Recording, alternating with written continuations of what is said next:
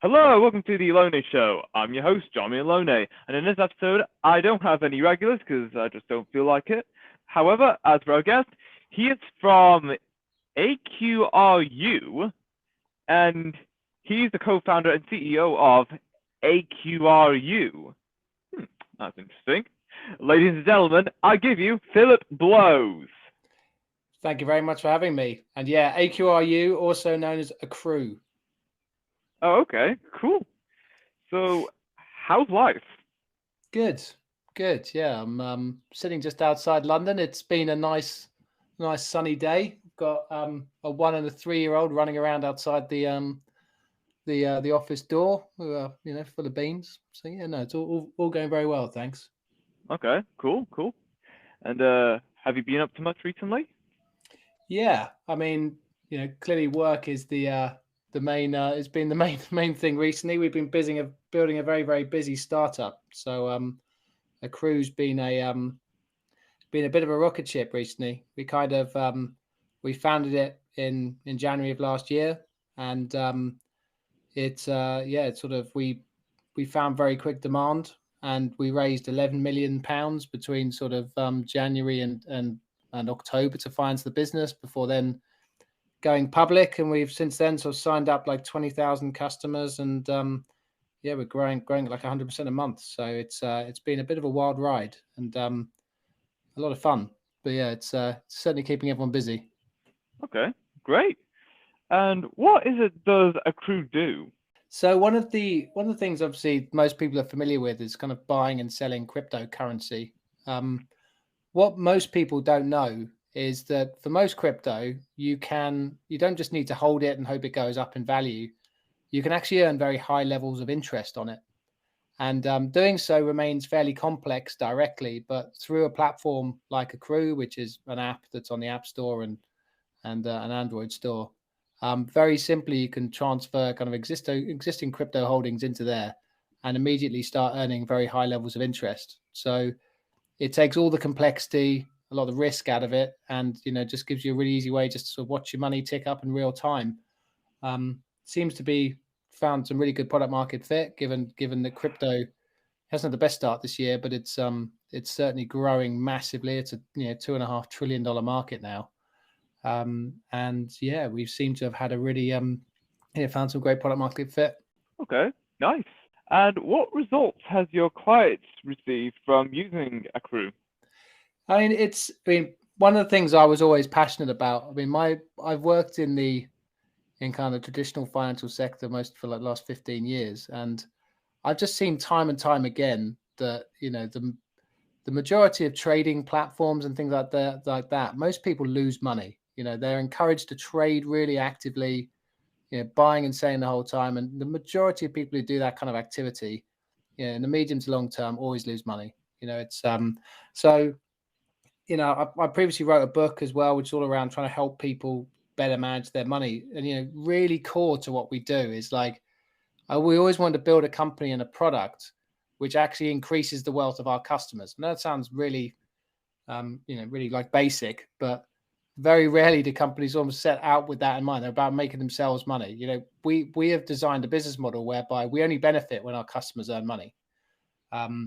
So really the number one thing that we want people to get out of the platform, or what they are getting out of the platform, is depositing assets that hopefully appreciate over the medium to long term, earn them a decent level of interest, and really over the long term give them financial freedom. Okay, nice. And what do you like about running a crew? I think it's fair to say that previous jobs I was probably getting more and more difficult to employ. um, yeah, finding it harder to work as an employee. Reason being is I think through either experience or arrogance, just thinking, having loads of ideas of how I would run the business differently. But clearly there was already a board of directors and a senior management team in place, who had their own ideas. And I think when you're running a business, and obviously increasing the size of business as a crew, it's a very much a collaborative approach. But just being at the leadership table is the most important thing. So being able to have a say in how the business is run, being able to drive strategy and change, and really be on the hook if things go right or go wrong. I think that level of responsibility is really important for me, and it's something I really enjoy. So I think it's yeah, I can't ever see myself moving to an employee role ever again, I don't think. Okay, nice. And when you first started AQRU, what were the struggles you first went through? I mean, generally speaking, when you start any business, you kind of have lots of these. I think and we still get them, these kind of chicken and egg situations where you need something in order to do something, but you're kind of unable to get that until you've got something else.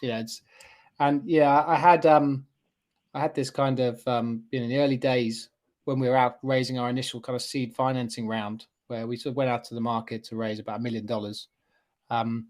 It coincided really nicely with the fact that there was someone I'd worked with previously called Louis, who's our chief technology officer, our CTO, and he was looking for another job, and was mulling whether or not to join some crazy startup called AQRU.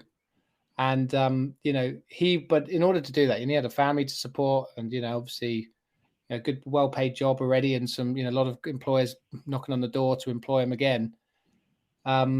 He was sort of saying, well, in order for me to quit and join a startup, I need to see the money in the bank that you say you're going to raise. Obviously, it's all very well you saying you're going to raise, but a lot of startups fail to do that. So we kind of had this sort of give and take where we were raising a bit of money, and he would look at the bank. I'd almost be showing him the bank, saying, "Look, this is how much we currently got in. Are you ready to quit yet?" So we kind of drew a line in the sand, and we almost missed it, because when we did our seed round, there was also, it kind of coincided with a big correction in the crypto market, where a lot of kind of angel investors in the space were suddenly like, oh God, this is, crypto might not be a thing anymore. We don't want to invest. And they were very much risk averse. So we almost didn't get the money, but, I'm happy to say we managed to get over the line, and, managed to get Louis comfortable enough to join the business. And he hasn't looked back since. And he's just an absolutely phenomenal addition to the team. Okay, excellent. So what would you say? What makes AQRU stand out from all the other businesses that you see today? I think there's a big cultural piece about the way that we've structured the business. So I really hope people enjoy working at the business, and we hire for kind of the for raw talent and brain power, and then not necessarily experience, because a lot of people don't necessarily have experience in crypto. It's a new market, especially decentralized finance, which is where we kind of play a lot in. Not many people have that experience, so we're very much dependent on people being able to pick up new skills. And I think that's something which we've created a culture of people who don't mind trying something new, and we have a very flexible culture. So there's no fixed place of work, there's no fixed time of work, the holiday allowance is unlimited, and we give people it's work where you want, when you want, and it's down to hire it's down to the management team to really clearly define the strategy to make sure we can point direct people as to what needs to be achieved within that flexible culture. But at the same time, it's it attracts the kind of person who wants what we often find is also having to encourage people to take holiday, because they're so enjoying what they're doing that they want to just they want to work on it all the time because they're passionate about what they do. So it's probably the culture is one thing, and just the product and the team and the customer service that we have is I think we're the best, we're one of the best platforms out there in crypto for it. We have an amazing customer service team that can help and educate all of our users, and we do right by our customers, and we put them at the heart of everything we do, and we pay them the highest yields of in crypto. So it's a company where that's really in their interest to deal with. Customers have a good interest in dealing with us. Excellent. What are the common trends that are usually seen in crypto? I mean, in terms of common trends, I mean, it depends on from which side of things. But if you talk about like investor behavior, I think there is, it's like any other market where, customers tend to be greedy when they should be fearful, and fearful when they should be greedy. So, that invariably ends up with customers, buying into the top of the market when there's been a big bubble appear and then selling out just at the wrong time. And I think that's one of the behaviors we're really trying to change. So our platform is really catering and trying to encourage longer term investing behavior, which tends to tip the balance in the favor of the customer actually making money in the long term. So the idea of giving customers interest is encourages customers not to move out of assets so frequently.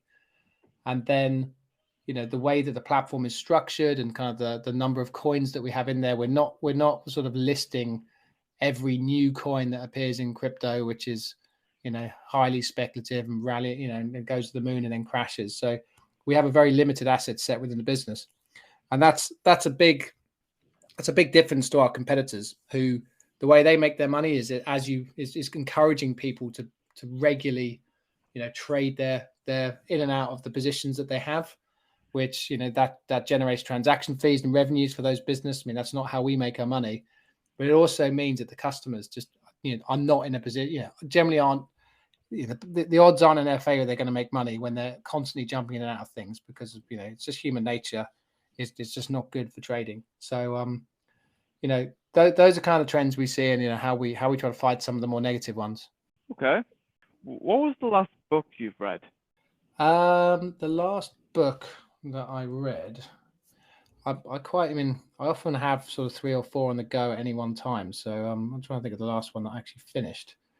I mean, I'm reading at the moment I'm reading Bill Gates's climate change book, which has been really interesting, but also a book at the same time called Caesar's Palace Coup, which is it's all about the Caesar's Palace kind of restructuring and kind of PE firms fighting each other, and it's a real kind of deep dive into the inner workings of how distressed debt kind of negotiations happen for bankrupt businesses and things like that. It's fascinating just learning about the characters involved, and all the back the wheeling and dealing that goes on when kind of vulture funds are looking at a business and trying to extract value out of kind of bankrupt bonds and things like that. So yeah, two quite different books.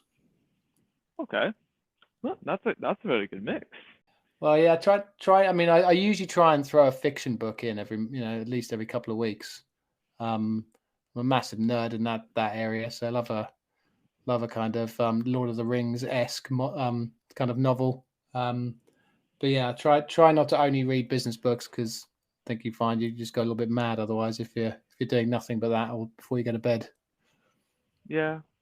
Which recent news story have you found interesting? That's a good question. What have I found interesting recently? I mean, one of the problems is there's been a lot of kind of negative press out there recently, and clearly that's it's been quite difficult to avoid. I think reading. I think trying to think the last sort of news story I read was probably reading around the the French election that just happened, and kind of the rise of some fairly extreme political parties in Central Europe, which is obviously concerning. And yeah, I'd say that was probably the last one I read about. But I must admit, I try not to read too much mainstream news. I remember when I was managing a sales team, and everyone would come in sort of a bit down and out every morning. And we all ran an experiment where we kind of banned everyone from reading the Metro, which is sort of the free newspaper everyone gets as they're commuting into London. So banned everyone from reading it. And it significantly improved the mood, because people were listening to music or uplifting podcasts instead. And yeah, as opposed to reading about the latest thing to be scared about in the newspaper. Okay, that's a very good initiative, actually. Yeah, and I think it's it's one to it's good to be informed, but I think in a lot of other areas as well, I think it's very easy to be over connected. And obviously with social media and things like that, I think people who spend a lot of time on there are significantly more likely to suffer from depression, which is a crazy thing to to point out, because it's like, something that is so ubiquitous in society today has been linked so heavily with something that also is gaining massive, like the amount of people who are taking antidepressants is sort of exponentially growing, as is the number of people sort of talking about depression and anxiety. And there seems to be humans don't seem to be very good at dealing with sort of being hyper connected easily to they talk about kind of comparison being the thief of joy, and it's never been easier to compare yourself with completely unrealistic people. So I think it's trying to stay off social media, I think, is something that I also do as well. Oh yes, oh yes. What is the best way to start the morning?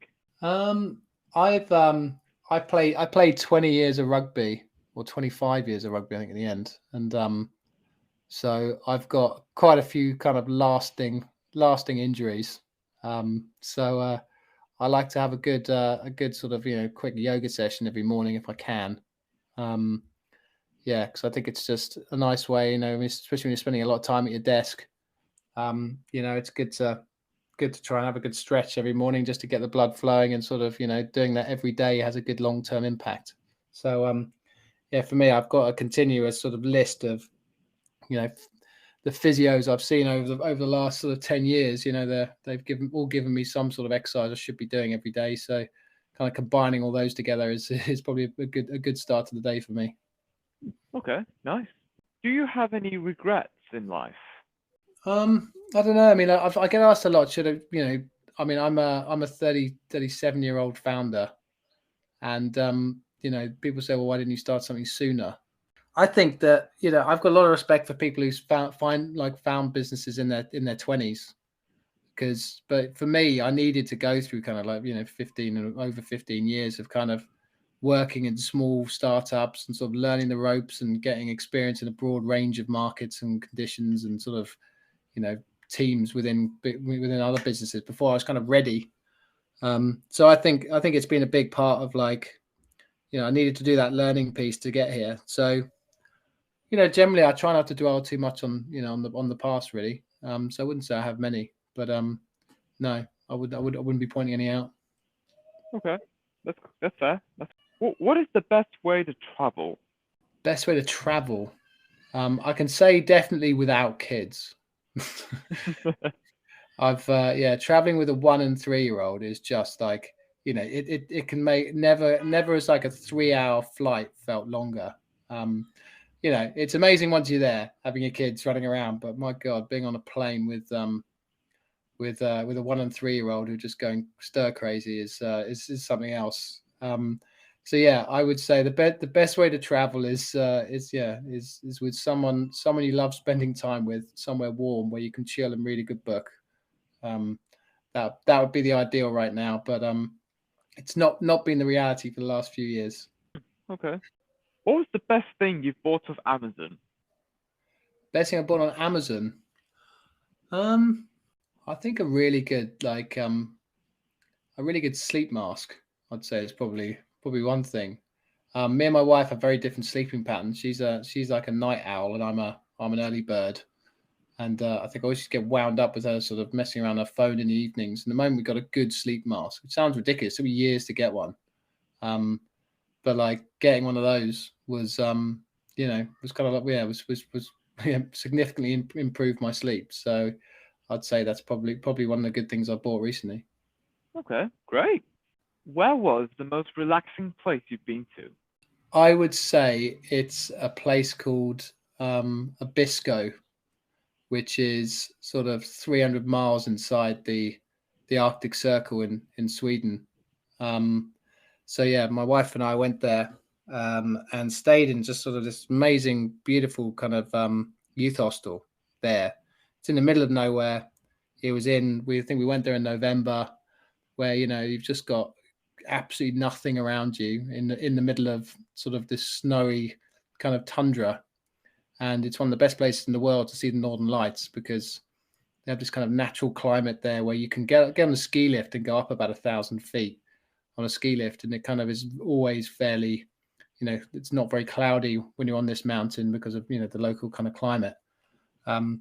and just like really really magical place, and so quiet, so good to get back to nature, and I just think that that's been one of our favorite places ever to visit.